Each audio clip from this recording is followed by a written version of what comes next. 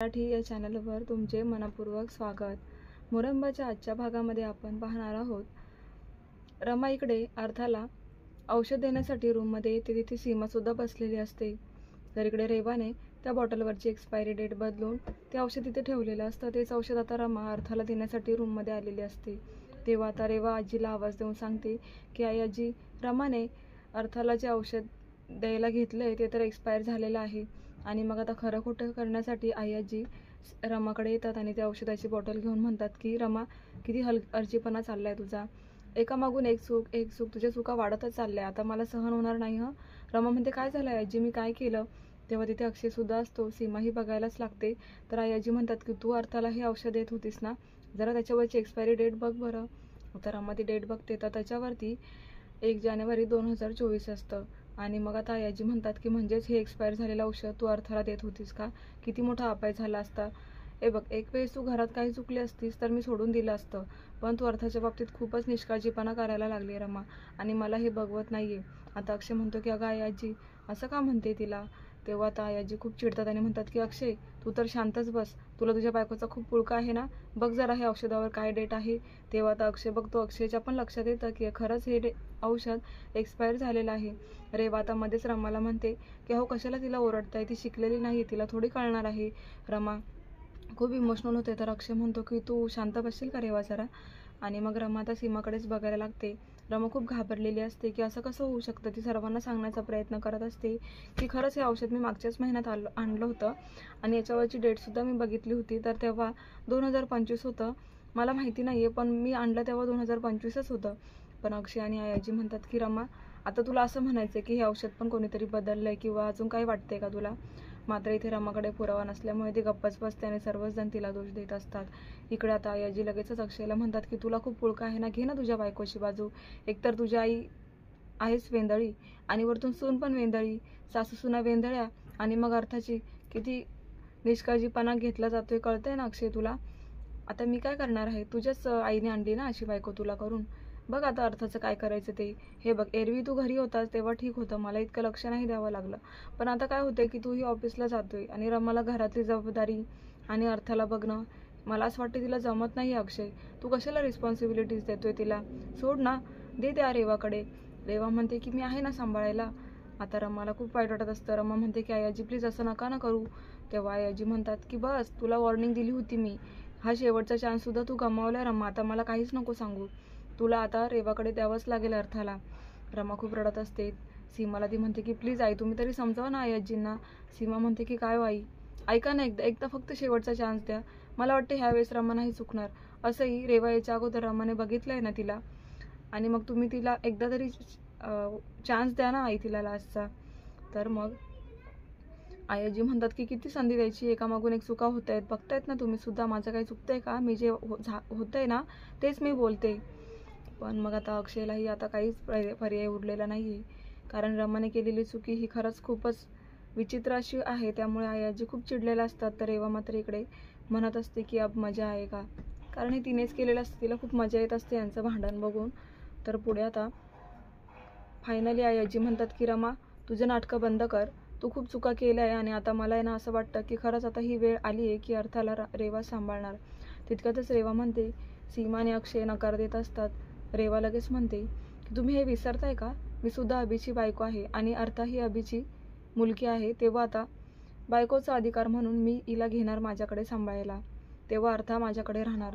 आता आजी अर्थाला रमाकडून हिसकावून घेतात आणि रेवाच्या हातावर ठेवून म्हणतात की हे घे रेवा, आजपासून तू बघायचा तिचा कार्याचा भार. असं म्हटल्याबरोबर रमा रडायलाच लागते.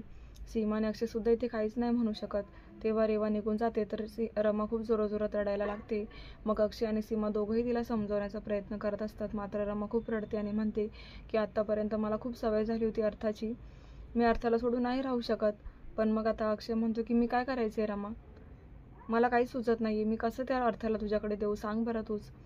रमा म्हणते मला काहीच माहिती नाही आहे, तुम्ही जा आणि तिला घेऊन या. अक्षय म्हणतो मी असं नाही करू शकत, हे आजींनी ठरवलंय. मग आता दुसरीकडे रेवा अर्थाला त्यांच्या रूममध्ये घेऊन जाते. इकडे अभि म्हणतो की हे काय, आणि मग रेवा म्हणते की आजपासून हिची जबाबदारी आपण दोघांनी घ्यायची, त्या रमाकडे नाही द्यायचं अर्थाला. पण मग अभि म्हणत असतो की तूच बघ, तू घेतली आहेस ना जबाबदारी, तूच हँडल कर, मग मला नको सांगूस. तेव्हा रेवा म्हणते, अरे बघ ना किती छान दिसते ती अर्था, सेम आरतीसारखी दिसतेस. आणि तुला काय रे, तुला आरतीची आठवण नाही येत का?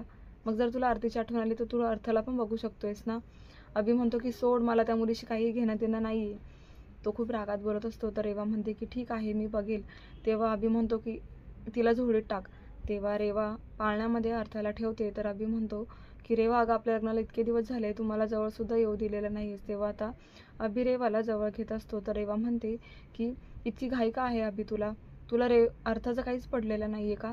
आणि त्यानंतर अभि म्हणतो की रेवा, तू मला वेळ का नाही देते? आता रेवा मनातल्या मनात म्हणत असते की अभि, मी तुझ्याशी कधीच जवळीक नाही साधू शकणार, मी तर फक्त तुझा वापर करणार आहे. आणि मग अभि म्हणतो की तू मला मुद्दामून भाग पाडतेस हा रेवा दारू पिण्यासाठी. तेव्हा रेवा म्हणते की मी तुला काल काय सांगितलं होतं, आपण फक्त एक पेग मारूया, तू पूर्ण बॉटलच संपवली. आता मला खूप राग आलाय. आता पुन्हा मी तुला 8 दिवस देते. जर तू ह्या 8 दिवसामध्ये दारू नाही ना पिली, तेव्हाच मी तुझ्याशी जवळीक साधेल. असं म्हणून रेवा पुन्हा आता 8 दिवसाची मुदत घेते अभिकडून. मग अभि म्हणतो की मला तुझे 8 दिवस 10 दिवस तू असंच दिवसांवर दिवस वाढवत जाशील, त्याच्यापेक्षा मला दारू पिऊन तरी मजा करू दे. असं म्हणून अभि खरंच रागाने निघून जातो आणि रूममध्ये एक मोठी बॉटल घेऊन येतो दारूची आणि दारू पित बसतो. रेवा आता हसत असते, कारण रेवाला हेच पाहिजे असतं. रेवा आता अभिकडे पाहून म्हणत असते मनातल्या मनात की अभि, तू जेव्हा कधी माझ्याशी जवळीक साधण्याचा प्रयत्न करशील ना, तेव्हा तेव्हा मी तुला दारू पिण्यास भाग पाडेल.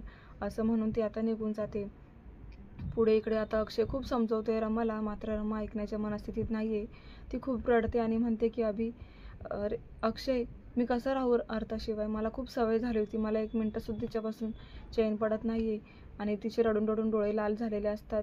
तेव्हा अक्षय म्हणतो की रमा, प्लीज शांत हो, तू का स्वतःला त्रास करून घेते, ती आपल्याच घरामध्ये आहे. रेवा पण आता मुकादमाच्याच परिवारामध्ये आहे. तेव्हा रमा म्हणते की मला माहिती आहे, रेवा नाही तिचा सांभाळ करू शकणार व्यवस्थित. ती रडली काय, तिला खेळवणार नाही, काहीच नाही. ती तिच्याकडे दुर्लक्ष करणार, तिला तिथे उलट खूप त्रास होईल. प्लीज अर्थाला इथे घेऊन या. तेव्हा आता अक्षयला सुद्धा टेन्शन आलेलं असतं की आता मी अर्थाला कसं तिकडनं घेऊन येऊ. अक्षयला सुद्धा आता रमाने विचारच करायला भाग पाडले. तर आता प्रेक्षकांनो, हा भाग इथे संपलाय. पुढील भागामध्ये आता अर्था रेवाकडे काही राहत नाहीये, ती खूप रडतीये.